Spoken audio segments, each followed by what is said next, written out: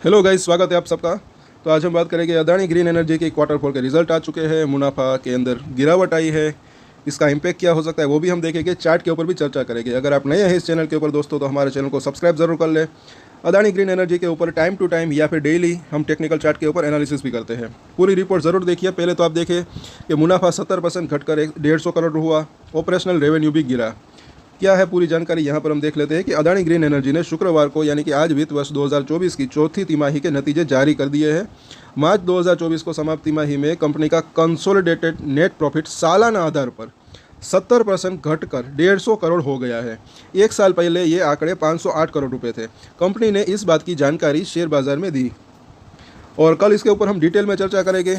और आज क्योंकि कुछ अपडेट जो है अभी कुछ वेबसाइट के ऊपर नहीं आई है तो वो थोड़ा सा टाइम भी लग सकता है, तो कल इसके ऊपर हम डिटेल में चर्चा करेंगे। वो वीडियो भी आप ज़रूर देखिएगा। सब्सक्राइब जरूर कर ले अगर आपकी इसके अंदर होल्डिंग है दोस्तों। और मुझे ऐसा लग रहा है कि ये लॉन्ग टर्म के लिए, मीडियम टू लॉन्ग टर्म के लिए अगर बात करें तो अच्छा रह सकता है।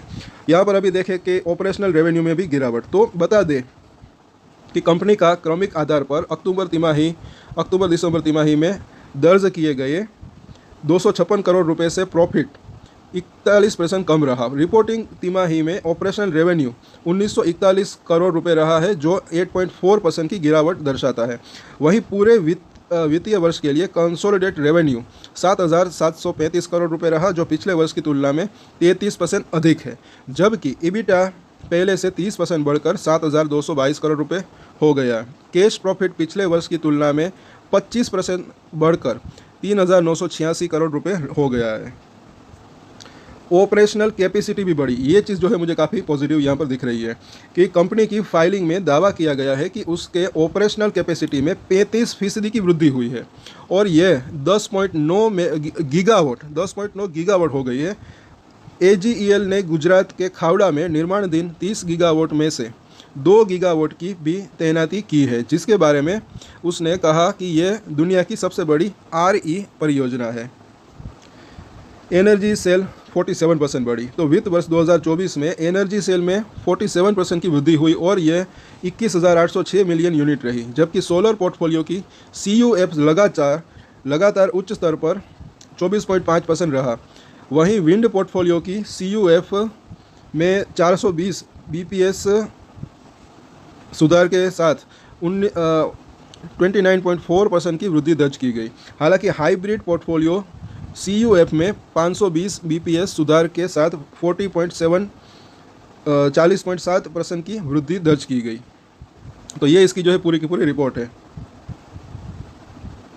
तो मुझे ऐसा लग रहा है कि देखिए क्वार्टर फोर के रिजल्ट के अंदर भले ही मुनाफा इस क्वार्टर के अंदर गिरा, लेकिन आने वाले क्वार्टर के अंदर वापस से इसका मुनाफा बढ़ सकता है। और बाजार के अंदर भी जो है आज वैसा ही रहा कहीं ना कहीं कि पहले तो ये नीचे आया, उसके बाद वापस से ऊपर आया।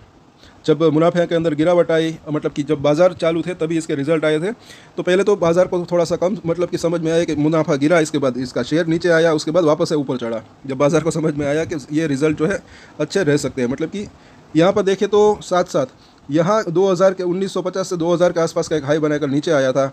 उसके बाद एक यहाँ पर इसने बड़ा सा गैप छोड़ा है जो कि 1880 रुपये के आसपास का है। तो यहाँ अगर ये बाउंस बैक देता है तो यहाँ तक तो आने की संभावना इसकी रह सकती है।